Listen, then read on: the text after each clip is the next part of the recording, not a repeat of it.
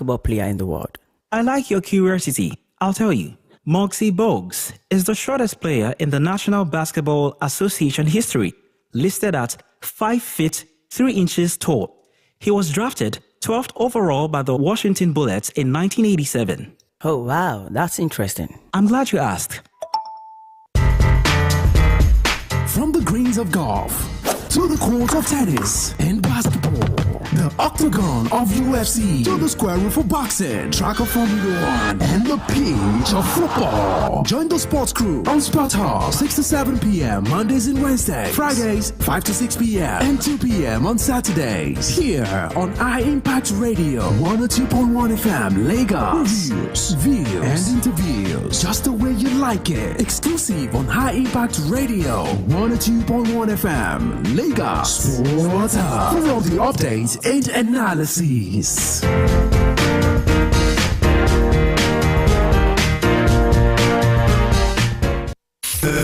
This is Sports Hub on High Impact 102.1 FM. For the best in sports entertainment, tune in to Sports Hub on High Impact 102.1 FM. This is Sports Hub on High Impact 102.1 FM.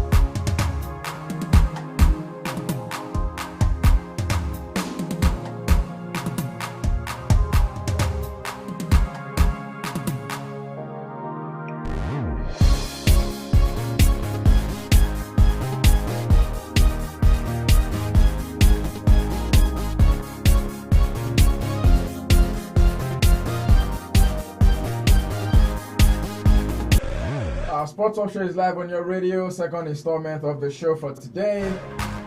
Let's take you through a trip into the ever exciting, ever dynamic, and sometimes controversial world of sport. We're not doing bits and pieces this evening.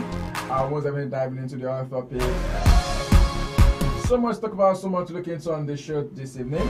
Because I tell you what, there's been a lot happening in the last 14 hours in the world of sport. Talk about the police who are currently after the social media racists. I also take a stop in the world of UEFA, where Gianluca Prestiani has now been sanctioned, given a one-match ban right there. We'll see what happens after match of that one-match ban, but most definitely that cannot be the end of it. Welcome aboard this ride this evening, Sports Option Empire Radio 102.1 FM. We serve this package Mondays and Wednesdays from 6 p.m. down to 7 p.m. And on Fridays 5 to 6 p.m. Saturdays 2 p.m. down to 3 p.m. Your early morning sport tonic sports in a jiffy from 10 a.m. down to the flip side of 10. Here on Empire Radio 102.1 FM. Station that promises and always delivers. Your Deji Ajiboye is my name. Absolute honor to be your host on this show this evening. With me in the studio right about now. The man who is going to be manning my defense line. I tell you what, no incursion in my house because I can tell you for free. It's more like okay. Bruno Fernandes, SQ midfielder right there. Welcome to the show this evening, Warren. Yeah, it's good to be good to be some of our listeners. An absolute pleasure to be here. And it's quite disappointing that we're starting the show on the racist notes because it has been. I think it went down a little bit, but since the incident that happened in the UEFA Champions League, we have seen more and more racist comments by fans, and it is not what because it's kind of overshadowing the beautiful game of football. Because when you play the game, the talking point is all about players being racially abused.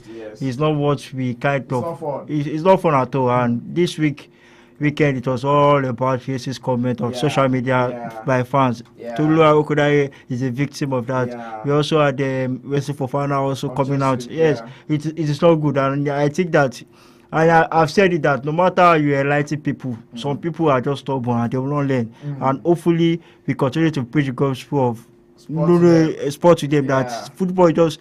I know that you're emotionally attached to the game, but if you want yes. to criticize someone, criticize constructively. I mean, I saw one of the messages that was sent to Tolu, and I tell you, it's not something you want to write home about, really, because has a whole lot of hate inside of it. Like, how do you hate another human being so much because he missed a penalty? That's why I said people are so emotionally attached to beautiful game. I understand, yes, but if you want to criticize somebody, do it the right way. Nobody is above criticism. We are not telling you to criticize these players, but if you want to criticize constructively. Don't attach any abuse or any racial comment to their social media platform. Hopefully, we continue to pass the message, and maybe people will continue to learn and try to change their act. Most definitely, so much to talk about, so much to look into on the show together this evening. Don't forget, you can keep track of this update and more by following us across all social media platforms. We are currently live on our Facebook fan page at impact radio 102.1 FM. We're also live on our YouTube channel at impact 102.1 FM, on TikTok at Sports Tales. Away from that right now, let me quickly ask you, Walid. I mean, a lot of actions went down in the world of sport over the weekend. I asked the guys that were on Sports in the GF this morning as well, and I would like to put that question straight to you. In the world of tennis, there's Carlos Alcaraz, who has won the Doha 1000 title once again. Add that to the number of titles he's had, the 7 Grand Slam titles. We also saw in the WTA how Elena Svitolina also came out on top of that particular one. I mean, in other sports, I talked about football, we saw a couple of mouth-watering encounters that happened. Quickly, give me your highlights from this weekend. Like you mentioned, there are a lot of sporting activities in the weekend. In the world of tennis, in the world of basketball, and also the world of football. So the game I actually had an interest in was the game between that's not Notre Dame, and it was quite interesting. But at the same time, one team I expected them to do the needful, bounce back from the disappointment that I've had over the recent results. Did that, and it's good to see there's a title challenge, there's a title race between City and Arsenal, and anticipating the match tonight. That's talking about my club and also Everton. And like you mentioned, the NBA, always watching NBA, even though it's in the midnight. I kind of still keep up to try and watch those games. Wow, even in the middle of Ramadan. All right, then, like I mentioned, so much to talk about, so much to look into on the show together. This is the welcome aboard this ride. This is iPad Radio 102.1 FM, and to the switch of the back of the net right now, we'll be getting the show on the road. Most definitely, we've talked a little, giving you the introduction to the show this evening already. Quickly, let's take a stop in the Nigerian Premier Football League, taking a recap of some of the actions that went down in the match of 27 of the Nigerian Premier Football League, happening across the different match centers. Abia Warriors are back to winning ways with that game from 5 games winless streak. They won 1-0 against Kwara United, and you can tell that Kwara United maybe this is also that year where they go back to go taste relegation once again. Let's not forget that they only came back to the top flight in the year 2020. Yes, for Kwara United, after the disappointment that they had last time out, playing out a 1-1 draw against Rivers United, and at the end of the point was deducted, and not 3 goals, and also they were fined. Now, they are in a difficult situation when it comes to the MPFL standing. For Abia Warriors, on the other hand, like you mentioned, they are first win in 5 games, which is quite. Now, they are in challenge for one of the continental tickets. As it stands now, games like this where you win your home games, now it puts you in a good position. But for Kwara United, it's not the best of results which they are looking for. They are trying to avoid relegation. The MPFL, when you are able to rank up a couple of results or a couple of wins, you can find yourself above the table. We are, I think, 12 or 11 games to go in the MPFL, and it's now becoming dicey for teams in the relegation. So if you want to avoid relegation, start getting the wins which we are expected to get. I mean, just like you mentioned, a couple of games, 12 games before. Is it 12? 11 games? 12 or 11 games, yes. 7 was played right there over the weekend, though a couple of teams still have some games in hand, most especially Rivers United currently having 4 good games in hand right there, and a couple of other teams who are also, the teams playing against them, like likes of Shooting Stars, El Academy Warriors, even Barao FC and Niger Tornadoes, all of these teams having games in hand. Rivers United currently 4th on the log. They played at a 1-0 draw last weekend as well against Eimba. Yes, for Rivers United, they brought from the continent. That's the poor run of performance they had at Continent brought it into the league. Back-to-back games, draw 1-1. And one thing about Rivers United, and we have kind of highlighted it on this show, is that they do score a lot of goals. And they allow them to score. And one thing about them is that if you are facing Rivers United, try to score first, because when you score first, you kind of put yourself in an advantage, because a team that is very low scoring, the start is there, 20 goals in 23 games. It shows that one team is not even averaging a goal per game, and that is what they are struggling with. I saw the goalkeeper of Rivers United complaining about the Eibar players sleeping on the floor. That is not an excuse. If it's gamemanship, you want to do it. And for Eibar, is one result that a lot of people never expected, being their poor run of form.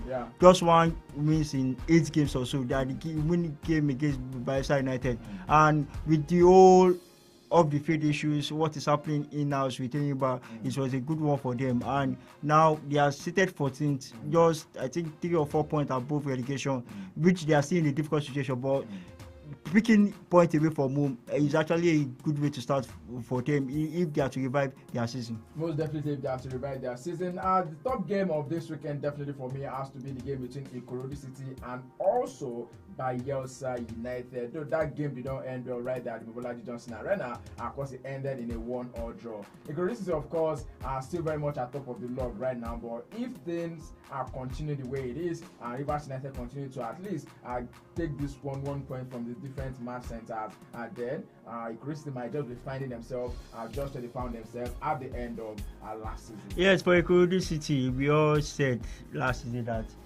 they were able to do the needful by getting one of the continental slot, and we saw them last time out where I think they went away from home and lost, and now they are playing a 1-1 draw right there at the Oliko Stadium against Bayelsa United. A lot of people never give Bayelsa United a chance, but once that they went right here in Lagos, came here in Lagos and got a point, which is a good one for them, and it's quite an interesting encounter.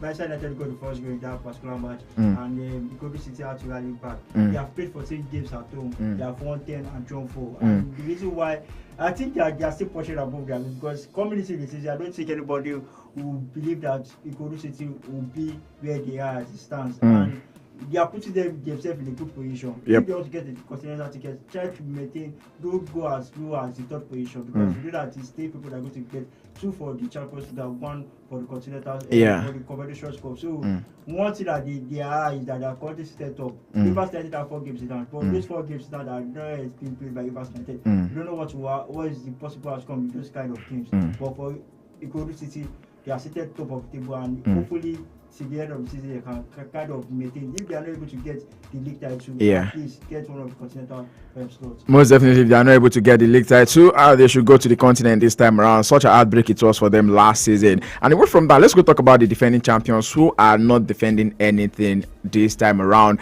Their woeful performance, worst performance I've seen Remo Stars perform in the last 4 years, and they still keep up with that particular one. They played out on Saturday, and it definitely did not end well for them against Wiki Tories this time around. Yes, for Remo Stars, they are poor performances. I was trying to look for worse, woeful, because honestly, there's no better words to describe them this season. It's quite surprising where they are. At the MPFL stadium. True. And a lot of people. You know they are now rock bottom. Yeah. I think they are 19th or so. They are 20th on the log. 20th, 27 matches, 27 points. Tell you they've picked one point from their last 27 matches. And looking at the total number of wins I've had in the FFA, 8 wins. And I think it's not good for someone who you expect them to be defending the MPFL title this season. A lot of expectations was from the Remo Stars team based on what they did last season. We know that a lot of factors have come into play.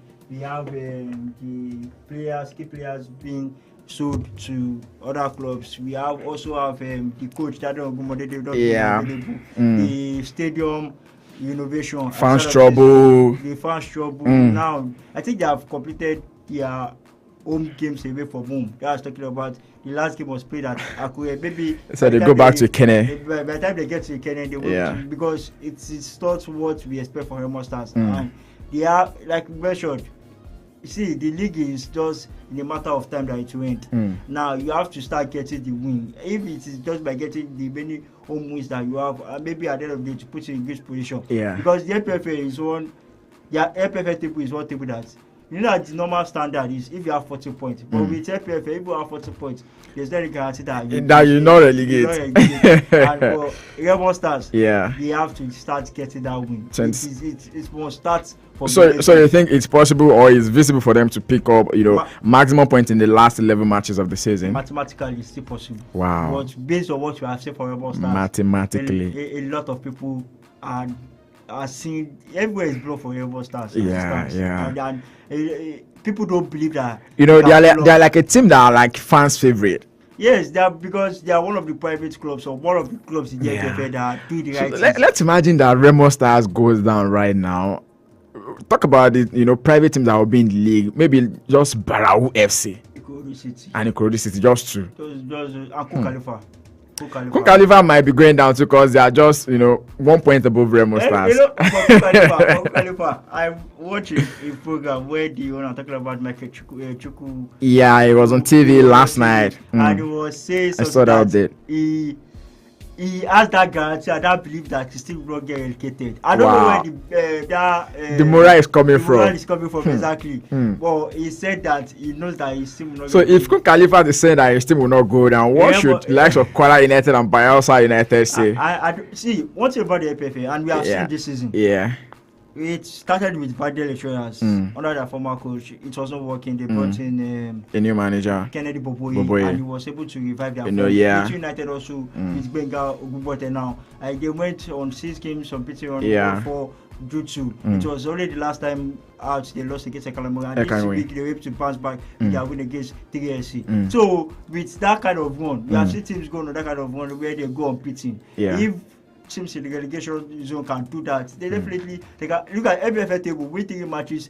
You can be in the relegation zone and you find yourself like in the 10th or 11th position. And that is what those teams in the relegation zone have to do, but they are not doing it. They are not doing it. All right, so much to talk about, so much to look into. Sports Hub Show right here on Empire Radio 102.1 FM. Most definitely we're dwelling on the Nigeria Premier Football League, taking reactions from the actions that went down this weekend in the NPFL, as well as keeping you updated with the latest updates coming through from the Nigeria Premier Football League. Like I mentioned, it's great. Definitely one season that will also go down to the wire, because it is most likely anybody's game right about now. Just that the Remo Stars, the current defending champions, have now dropped to 20th because Kun Khalifa won their own game and Remo Stars lost away to Warri Wolves. The title race, as the front runners are definitely dropping points, and it's getting worse at the top of the Nigerian Premier Football. Don't forget to keep track of this update. We are currently streaming live on our Facebook fan page at impact radio 102.1 FM, and we're also live on our YouTube channel at impact 102.1 FM.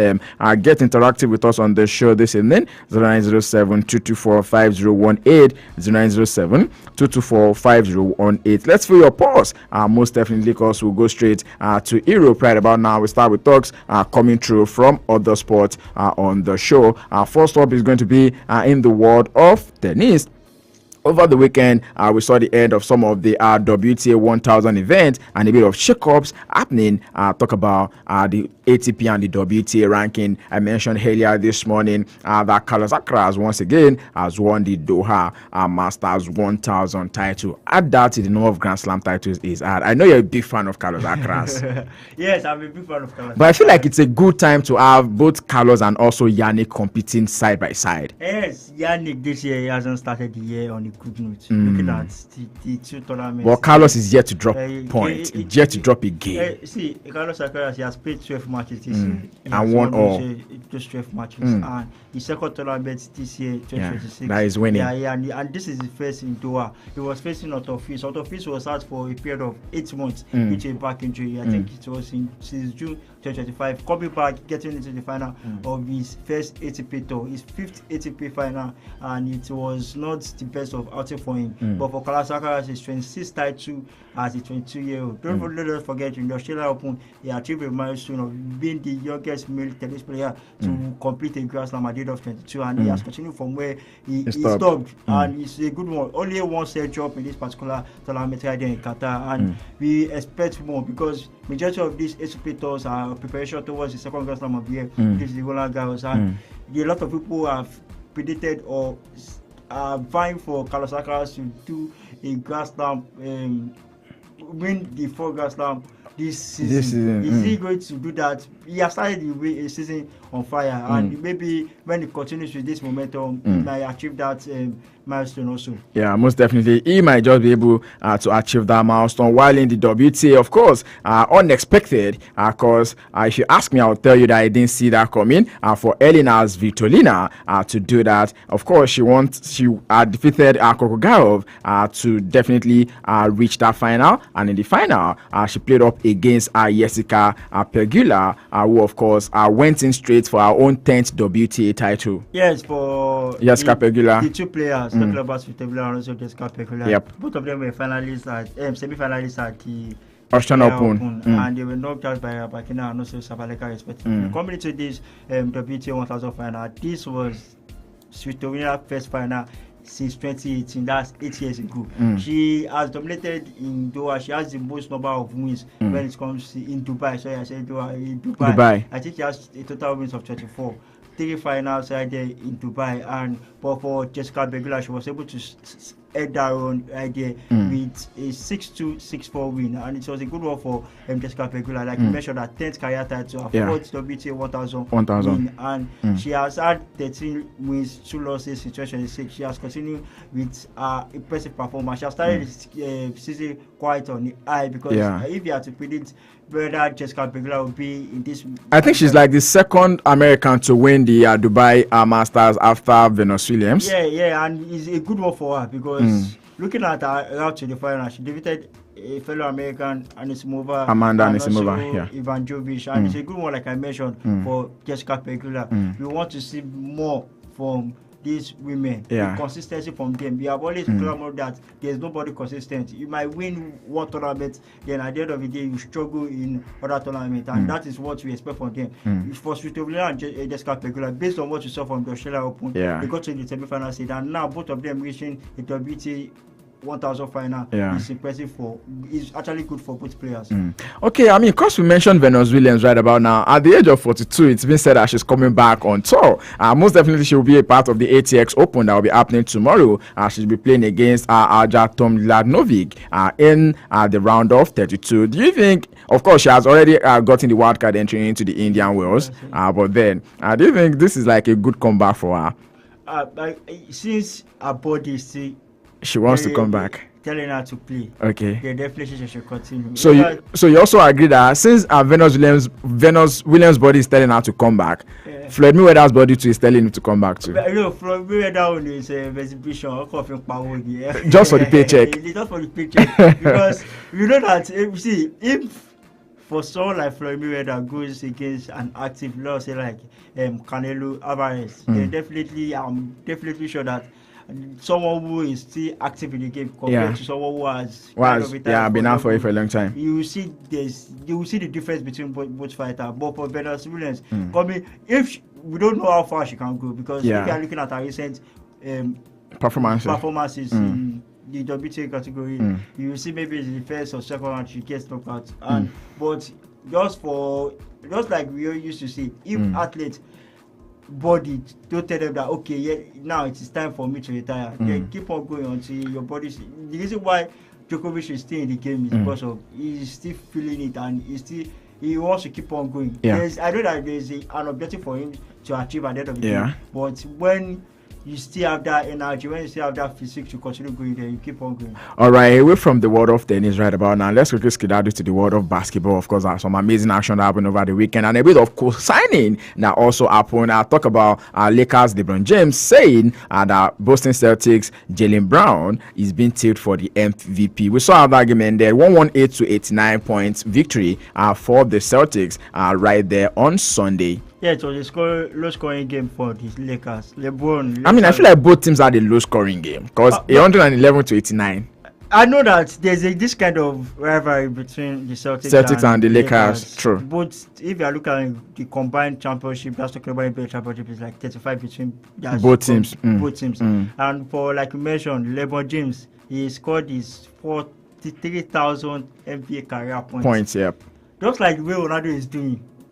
LeBron is doing the same. That in the world of basketball. He also he just level minutes to tied in terms of number of minutes when it comes to the regular season. 1,600 minutes yesterday. He had 20 points. Luka Doncic had 25 points. Austin Reeves had 15 points. Because those three players who are the one helping the Lakers to actually achieve. Because the way it's looking at for the Lakers, their aim is to at least get into the playoffs. Because now they are losing games that you don't expect them to lose. But against the Celtics this season, the two games that they have played against the Celtics, they have lost, talking about the Lakers. But Jaylen Brown, like you mentioned, he has been one of the players who stand-up have players to look at for the MVP. Yesterday he had 32 points, 8 rebounds, and 7 points. They also Pritchard 7 assists. For Pritchard, he had 30 points, 6 3-pointers, and also 8 assists. So it was an interesting encounter. For the Boston Celtics, they are looking to kind of challenge the Detroit Pistons, who are currently top of the Eastern Conference. They have won 3 consecutive games as it stands, and also 8 wins in 9. So they are in that momentum, and there's a possibility that maybe we can see Jason Tatum come at the end of the day, because he's already training with the G League team that is affiliated with the Boston Celtics, and it's actually good for them because last season was not the best of season for them. This season, a lot of people never gave them a chance because the Statham was out. But Jaylen Brown has stepped up and he has been doing well this particular season. Quickly, let's quickly talk about this team in the Western Conference, Oklahoma City Thunder. Last season, honestly, we agreed that last year was the year of the underdog. And it was fine. But this year again, they are taking the Western Conference by a storm. The only team that has are considered to defeat less than them is the team topping in the Eastern Conference, which is the Detroit Pistons. Yes, for Oklahoma City Thunder, and it's quite surprising because they played against the Cavs. 44, lost 14. 14, and a lot of people expected them based on what they did last season. But with what they have done, especially with some of their key players being missing due to injury. LJ was out yesterday. We also had Jalen Williams. Two of their key players, two of their star players were both out yesterday. Caruso was out also AJ Mitchell. But they did the needful against the Cavs. Players stepped up. As I joined at 22 points, Carson Wallace had 20 points, 10 assists. And one player that has a lot of people kind of expected him to be doing. This is the study in the NBA. Talking about Chetom Gay, he had 17 points, 50 rebounds, 3 blocks. It was a good night shooting for the OKC. He shot 21 of their 41 3-point attempts, which was a good one for them.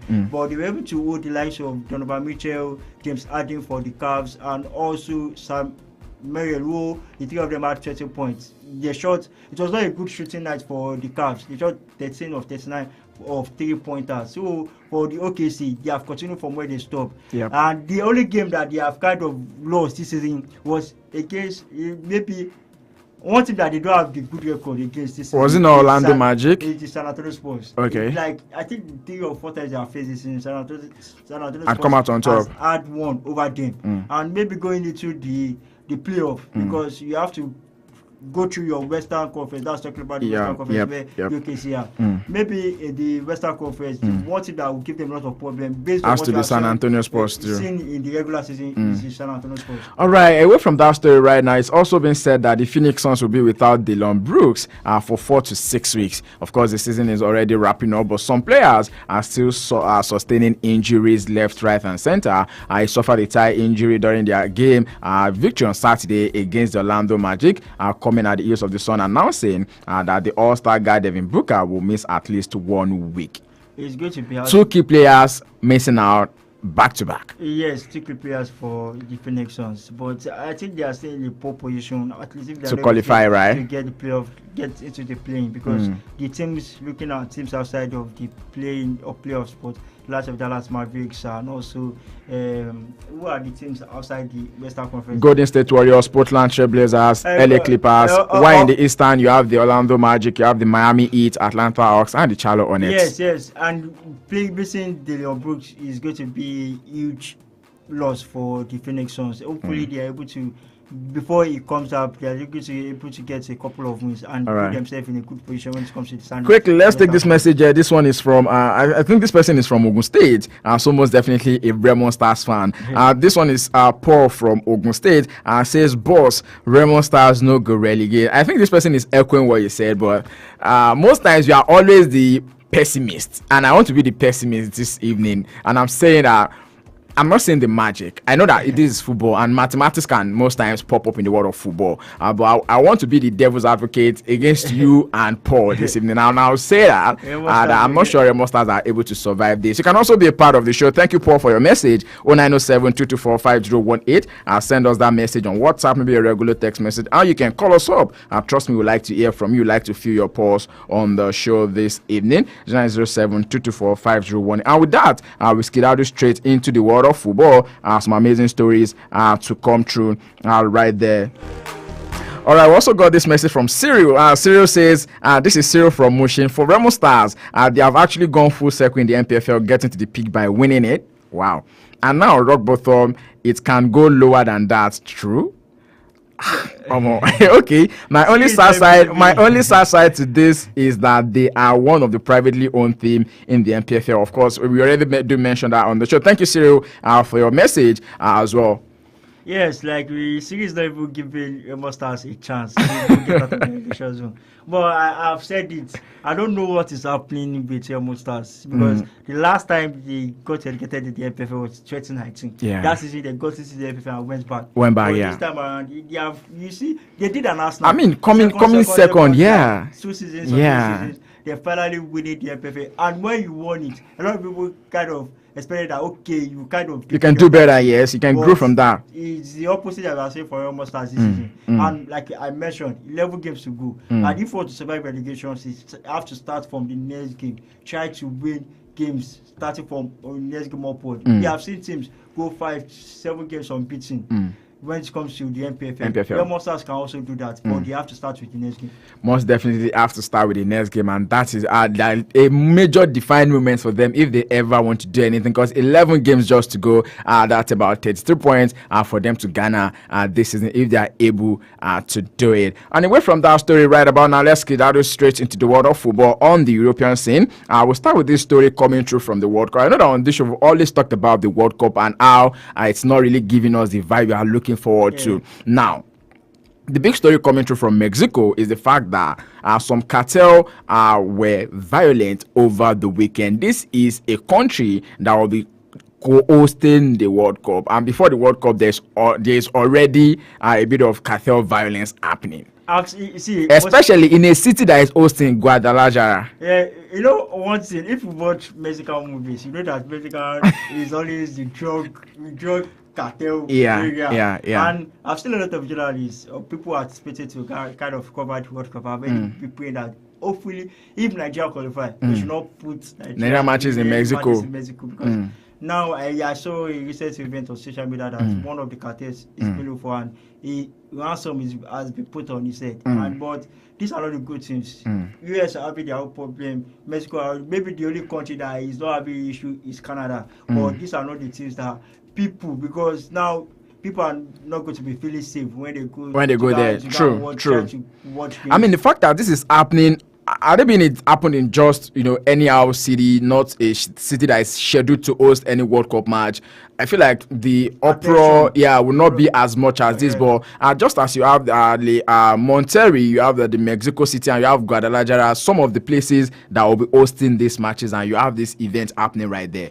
One of the priorities for the organizers to be the safety of the fans, also the safety of the players, because those players are kind of ambassador for this major tournament. The World Cup is the biggest sporting event. No doubt. I don't know what the US anybody can say about it. You can have the other opinion, but the biggest tournament, and if you're having issues going into the tournament already before the start of the tournament, definitely people will be skeptical going into the tournament, especially with the fans, the people who are there to cheer up their countries. And it's not a good one. It's not a good image for the World Cup football. Most definitely, we hope that this also continues to happen. Of course, a bit of politics already happening right there in the USA, and then fans trouble already happening in Mexico. Already on the show this evening, we've talked about police who are looking to investigate some of the aberrant racist abuse of some of the players happened over the weekend.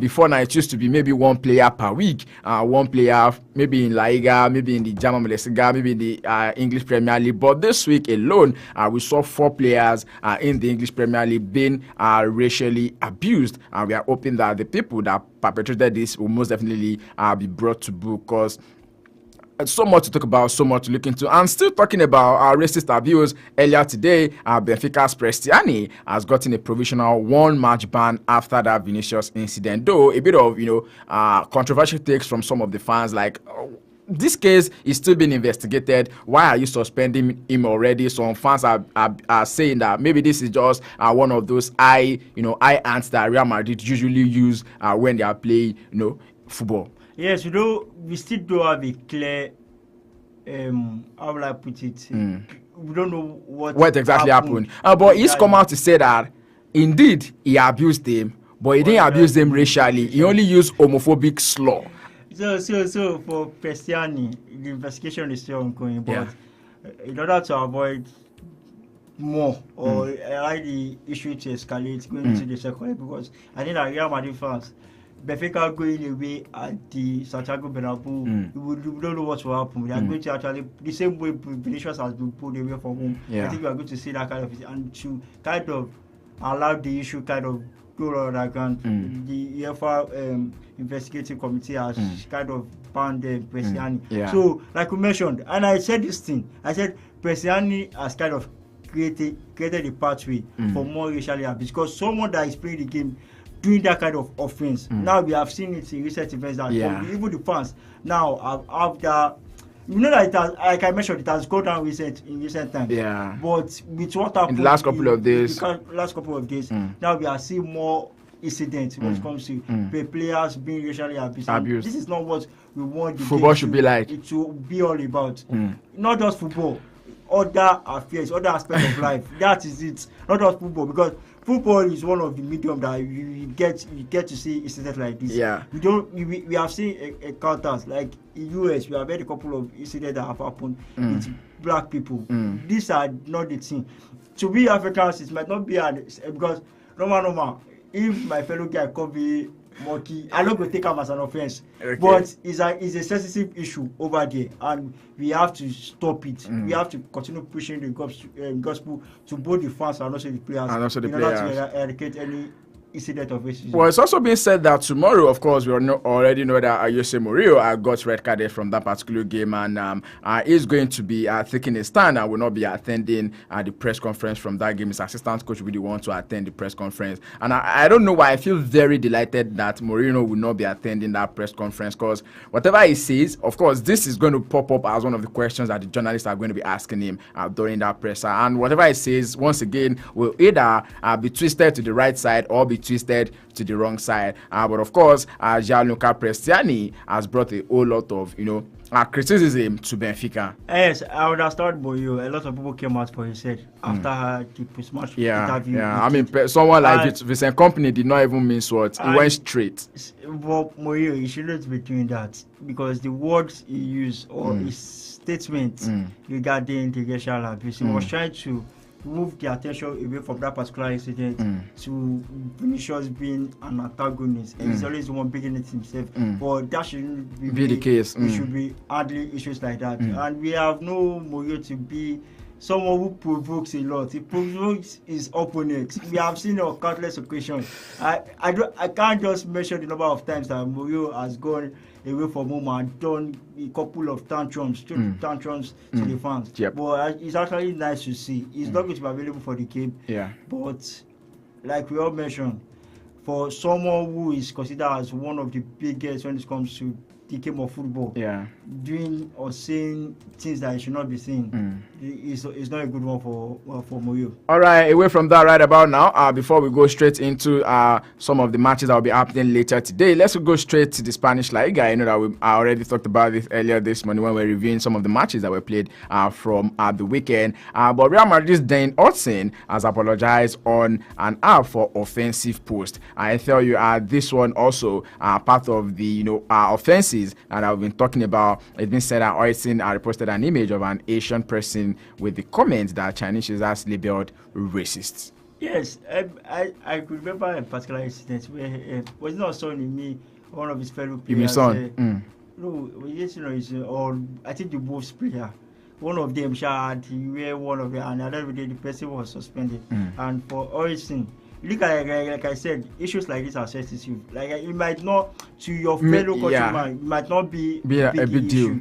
But when it comes to this particular sport, it's a little thing you say might be an offensive word. And at the end of the day, that's what is happening. Oisin has apologized for what he did. And hopefully we have to continue to preach this gospel, continue to enlighten both the players and the fans. All right, I think we are doing more of text messages on the show today. This one says, my name is Pelumi. I live in Ogun State. I would like to say that Prestiani should be punished. All right. Simple and full stop. If he's found guilty, definitely is going to get that punishment. All right, well, thanks for being a part of the show. 0907-2245-01 is the gateway to the studio this evening. Still talking about Real Madrid over the weekend. I mean, I feel bad for Siri on the show this morning because we held him. We held him by the neck, but then it does happen like that sometimes. Osasuna were 2-1 winners over Real Madrid, and he did mention that going to play against Osasuna has not really been a good ground for Real Madrid in the last couple of matches. And I did mention it to him that was the first time in 15 years that Osasuna had defeated Real Madrid. And he also said something about sometimes the matches does not usually end in wins for Real Madrid, it ends in draws. But of course, they got one over Real Madrid over the weekend. Now he has currently second of in the La Liga. 1 point behind Barca. 1 point behind Barca. Yeah. Last week we were talking about how Barcelona kind of bottled the lead. Now Real Madrid on the other hand, just 1 week or 7 days. Yeah. They have given Barcelona the advantage back. For Arbeloa, I think this is his first loss in La Liga. He has lost in the UEFA Champions League against Benfica, in the Copa del Rey against Albacete, but in the league he has won 5 consecutive matches. Now his first loss, and hopefully Real Madrid will be able to bounce back for this. Like you mentioned, their first loss against Osasuna since 2011. It's not, and I think I kind of mentioned it on Saturday that games like this are the games that Real Madrid can actually throw points, and they did bottle it. Osasuna are one team that on their day, and if the opposition that they are facing don't bring their A game, they definitely they are going to cause upsets. We saw how they scored. They went into the Real Madrid fought back through Vinicius, and you saw the second goal. The player took out Asensio out of the equation and scored a beautiful goal. So sent Asensio back to where it's coming from. And this is the third loss for Real Madrid, but we have seen them multiple times. Maybe the El Clasico might be the 30th decider. Not the same way we have it in the Premier League, but we have our eyes on that. Real Madrid will have to continue from where they stop. This is just a blip. Hopefully they bounce back from this disappointment that they had this weekend. Hopefully they are able to bounce back from the disappointment of this weekend, because definitely Barcelona have taken their place back at the top of the log with that emphatic win against Levante this weekend. And away from that, right about now, straight into the German Bundesliga. Of course, a couple of actions also went down right over the weekend. Now you can already say that we have the runaway leader in the German Bundesliga. Bayern Munich is currently topping that league, 23 matches, and they've got 60 points. Closely followed by Borussia Dortmund, who have 52 points. So 8 points between the first and second in the German Bundesliga. Yes, I think it was expected. Even the gap was created. I think they had a large gap at some points, but Dortmund has kind of reduced it. But for Bayern Munich, one player that has been in the spotlight for the past 2 weeks now has been Harry Kane. He scored his 500th goal last weekend. He has added 2. He had the brace against Frankfurt. And I mean, it was indeed celebrated by the team. Yes, it was. I love the way Bayern Munich love their players. And a lot of people are looking at his stats. I think he has had 28 goals in the German Bundesliga, and there's a record that was set by Lewandowski, 41 goals in the season. Will Harry Kane be able to do that? You can't take it away from him. You see, that's a big task, right? With how many games to go? Because the Bundesliga, we have 18 teams. 18 teams, yeah. Yeah, it's 18 teams. With lesser games, you will really be able to achieve that. We can't take it because Harry Kane, he scored brace last time out, he scored brace this time out. Maybe next time out he can score another trick. But the German Bundesliga, it's just a matter of time to announce Bayern Munich as the champion. Because with the way they are going, they don't see the Bundesliga as a huge tax. Their main focus now will be on the UEFA Champions League, which a lot of managers have been brought in to kind of achieve that. With Vincent Kompany be able to do that. He won the league last season. Now he's looking to do a double back to back in the Bundesliga, and the way they are, I think they are on that course to achieve that Bundesliga title this All right, away from that right now, let's go straight into the French Ligue 1. Of course, some actions did happen over the weekend as well. And Paris Saint-Germain are now back at the top of the French Ligue 1 after their emphatic win against Metz this weekend. And of course, Arsenal's losing to Monaco 3-2 that one ended. So 2 points are separating Paris Saint-Germain and also Arsenal's at the top of this at the top of the French Ligue 1. Yes, when we were doing the preview, as I said, Arsenal are pushing above their weight. Maybe they are keeping it. They are warming that place for PSG, and we saw it this weekend. Against the Monaco side, I know Monaco are one of the big teams when it comes to the French League. French League, yeah. 5-goal thriller, 3-3. It's ended in favor of Monaco, but for PSG, they were able to bounce back for that disappointment that they had last time out in the French League match week against Rennes. 3-0. Gonzalo Ramos, Bakula, and also Doué on discussion for PSG.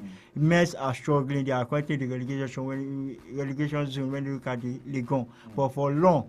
It was a disappointment for them, but at the same time, you take it as a positive thing, because at the start of the season, if you ask any law fans, will they be in this position they are? They know that majority of them will say no. Well, but once that they might achieve at the end of the day is maybe get into the UEFA Champions League next season. Most definitely, maybe they will be getting into the UEFA Champions League next season, and we are most definitely also rooting for them. Talk about Paris Saint-Germain, talk about João Neves, who has also signed a contract extension with the team, 1 year till 2030. A big one, tying down the midfielder right there, because a bit of news names locking around him already. Yes, if you want to be at the top, if you want to continue from that's talking about PSG based on what you have seen them in the last 2 seasons, then you have to keep your best players, and it's a good one for both parties. João Neves staying, and also João Neves, because it's good to get more money with this extension with Paris Saint-Germain. It's a good one for both parties, like I mentioned. I like that Paris Saint-Germain are already, talking about contract extension for some of their youngsters. Of course, it's not just João Neves. There's also Fabian Ruiz. There's also Lucas Beraldo. All of these players who they will be looking to extend their contracts in the coming days. And away from that right now, let's make a stop in the English Premier League, taking a look at the reactions from some of the actions that went down this weekend. Like we rightly stated at the start of the show, the North London derby from yesterday, ending in a 4-1 win between Arsenal and also Tottenham Hotspur. So much to talk about that particular game between both sides, but it was Arsenal's day, most definitely winning 4-1. Eberechi Eze once again still in the spotlight away from Tottenham Hotspur. Arsenal have now scored 3 goals from open play since the start of the season. Yes, for Eberechi Eze, maybe now we'll be playing the North London derby every week, because that's the kind of match he's motivated to play. Last time out in the reverse picture, he had an hat-trick. Now he beats in this particular match, and this is Arsenal's biggest win against their North London rivals since 1978. And 4-1 in the first leg, 4-1 in the second leg. For Tottenham, they are now going down 4 points ahead of the 18th place team. That's talking about West Ham United. For Arsenal, a good one for them. Victor Gyokeres also scored a bit. He has 8 goals in all contribution in 2026. One player that a lot of people have criticized. He has struggled when it comes to establishing himself or also adapting to the Premier League or also other competitions, but he did well this weekend, and I think the Tottenham defense kind of played to his strength. They allowed him the opportunity, and the 2 goals he scored were good goals. And for Mikel Arteta, like we mentioned, it's good to see them bounce back for the disappointment that they have had from the past 2 results against Brentford 1-1 draw and against Wolves 2-2. Now they have kind of continue to build on this momentum, win the games that you are expected to win from here. If you are able to win the rest of your games, then definitely Arsenal will kind of achieve what they have been looking for since 23 years ago. And for them, just keep up this momentum. I know that a lot of people have kind of criticized the attacking players, because if you are looking at the numbers by the forwards of Arsenal, Saka is struggling, Madueke is struggling, the likes of Martinelli and also Trossard are also struggling. But games like this are the games that it will build your momentum, will give you more advantage over, because Pep Guardiola, I know he's playing the mind games.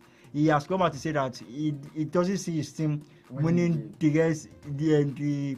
the many matches in the league. He doesn't see them winning like everything to the end of the season. And Opta has also backed Arsenal to win the league with expected points that they should end up with is 82 points, with 82% chance of winning the league. Hopefully they are able to do that, because Arsenal has the best team, and a lot of people kind of believe that this season is their season. If they are not able to achieve that, then definitely I will not support them any season because this season I want it. Because next season I know that my team is coming for the league. Okay. So if we want to, I like that story. I know we'll quickly talk about that, but of course, let's talk about Sunderland. What you have mentioned, they've done amazing well this season, but of course, they've now lost 2 games at home. I would not say back to back, but in succession.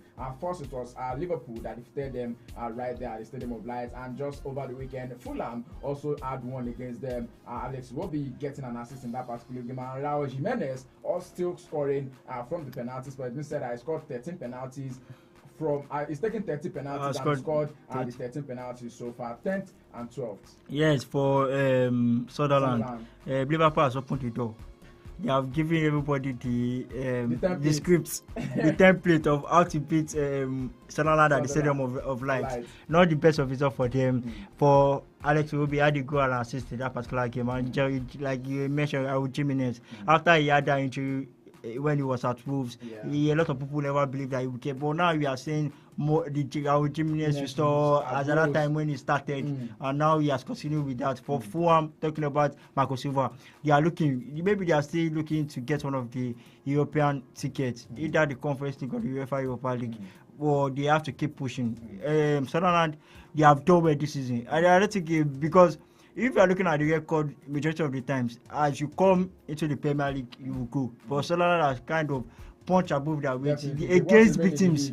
Against big teams that you don't expect them to get the desired result or even getting a point. They have gotten a point, and it's good one for them. This is back-to-back losses, like you mentioned, at home. It's not the one that they expect, but I think they should be part of the themselves for what they have achieved this particular season in the EPL. Most definitely, they just need to be proud of themselves. Liverpool also had the 97th minute winner against Nottingham Forest. Nottingham Forest definitely did not come to joke at the City Ground. Also putting up an amazing performance in that game. Yes, but we also want to blame Liverpool for the goal. Yes, for Nottingham Forest coming into this match against Liverpool, they were unbeaten in 3 games.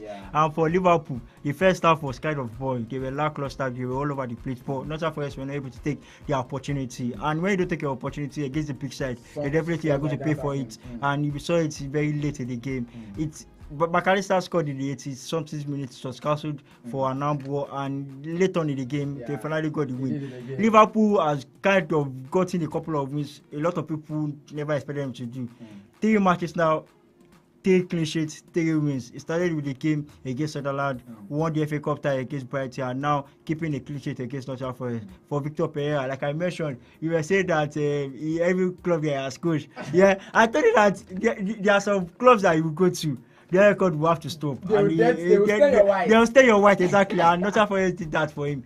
But hopefully, because now they are fighting for the relegation, they are in the relegation zone. Them, Tottenham, West Ham, and also Nottingham Forest. Those teams, even Leeds United are also in the mix. But he has to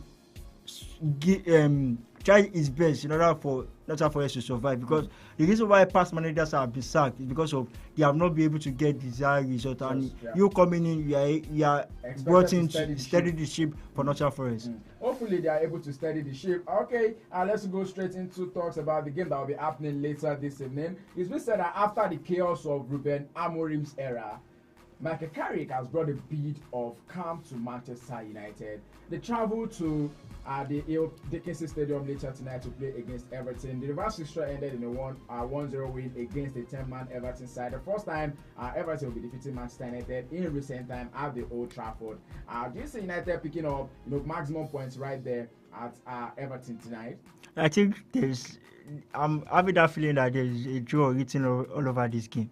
But as a United fan, but as an analyst, I'm being objective here. But as a fan, I want my team to win, and I understand the reason why I want my team to win. Because for Michael Carrick, he has done more than good, because with the results he has gotten for United since he became the United manager, in that period he has won manager of the month. He has had 5 games, 4 wins, and each of the draw came against West Ham United. But going into this game, Everton are one team that that they can cause issues for the big side.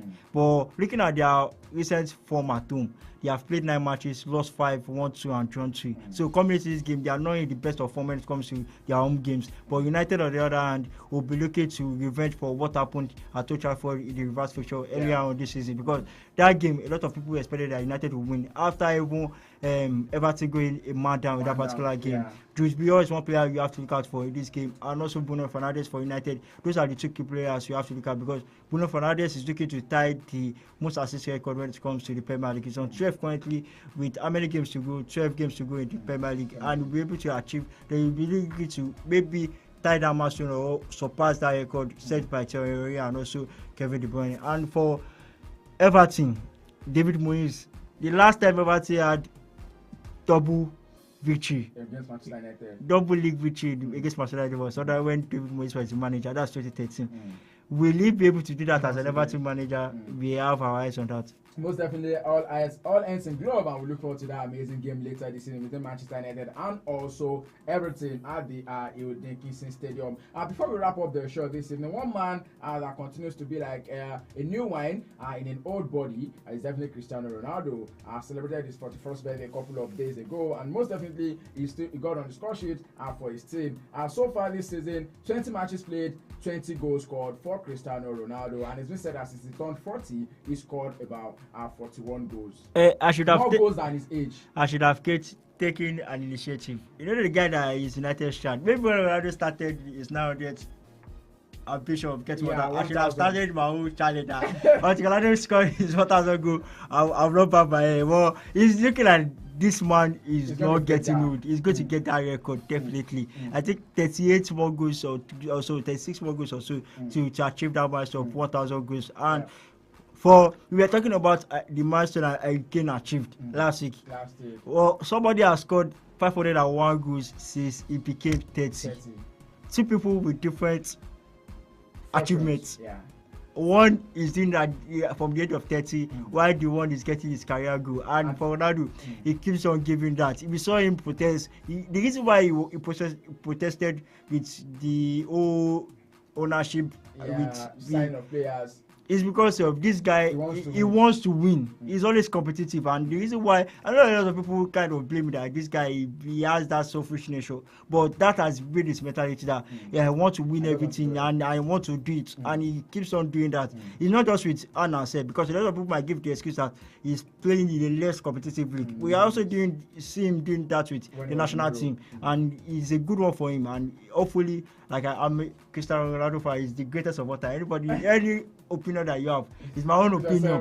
I'm a starship of Cristiano Ronaldo, and we'll be able to achieve that milestone because we are just waiting for the time before he scores his 1,000 goal. All right, away from that right now, a couple of matches we're going down later this evening in the Spanish La Liga. Alaves will be up against Girona in the Italian Serie A. Currently on the way, 29 minutes played already. Is Fiorentina up against Pisa?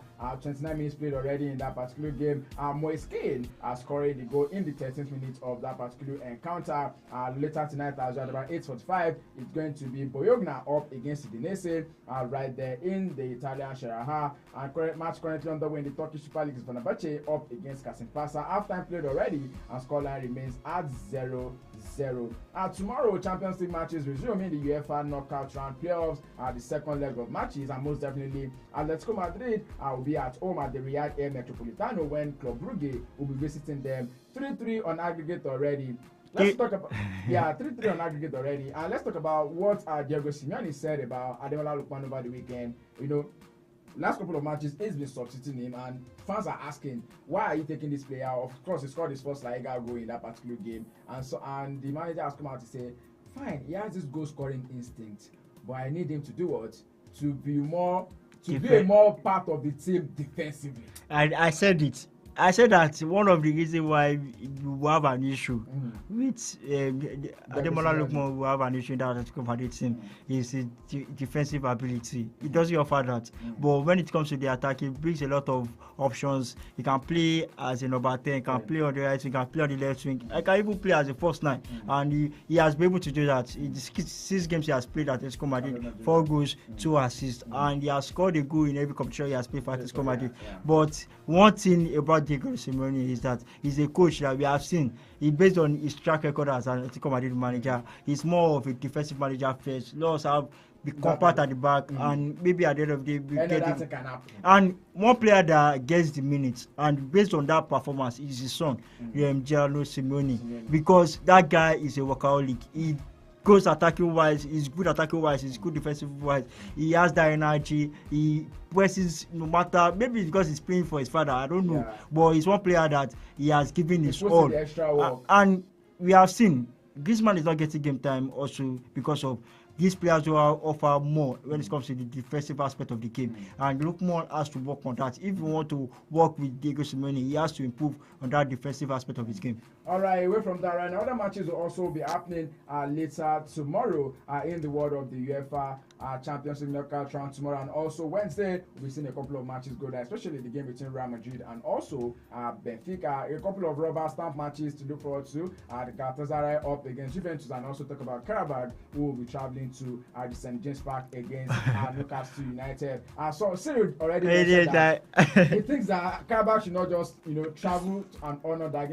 Let them just ask for permission and be like, look here, we let you go. I think if there's no punishment for walkover, I think majority of the teams, after you have been demolished in that kind of way that they lost at Azerbaijan, looking at the distance also, you lost it. Okay, wherever we go. There's no pride to play for. All right, let's sign off with this on the show this evening. So much to talk about, and definitely we've been doing that for you on the show. It means that FIFA are now proposing 1 minute off-field rule for injured players.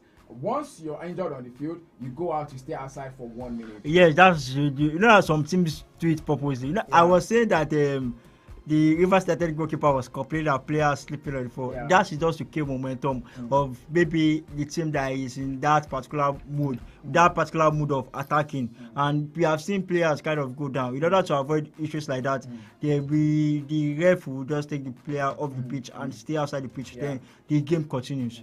All right, most definitely the game continues. That's how much we're taking on the show for today. I say once again, man, thanks to everyone who's been a part of the show, to everyone who's sending their messages this evening. We see you, appreciate you. Trust me, we do not take it for granted. But before we go, what is? I want to drop something for us.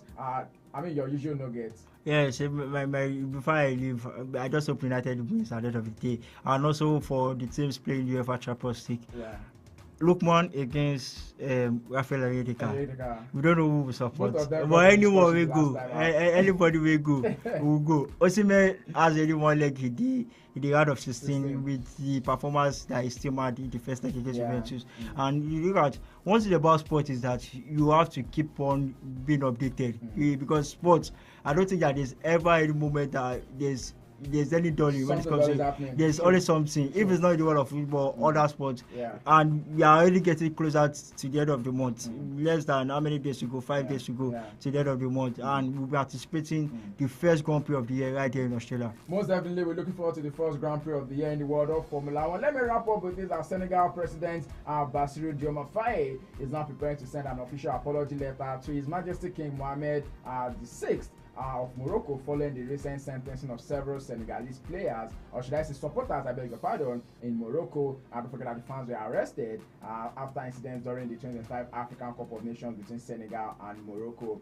This is in a bid to resolve the matter, and promote goodwill between the two nations. Yes, you have to be diplomat. Diplomacy has to come in here. I said it on the show in the morning that I see no reason why these fans are being sentenced for illegalism.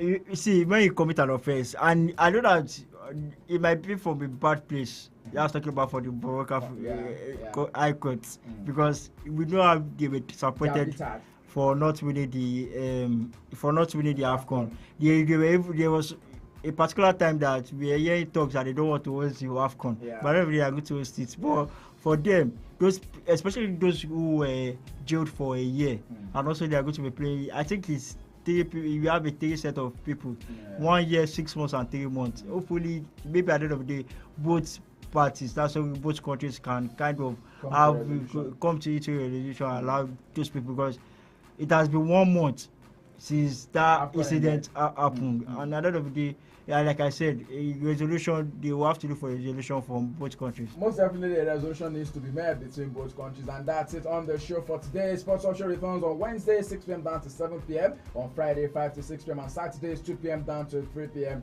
here on Empire Radio 102.1 FM. Tomorrow morning, sports in a jiffy from 10 a.m. down to the flip side of 10. Keep track of this update and more. You can watch a playback of this show on our Facebook fan page at Impact Radio 102.1 FM, and also on our YouTube channel at Impact 102.1 FM.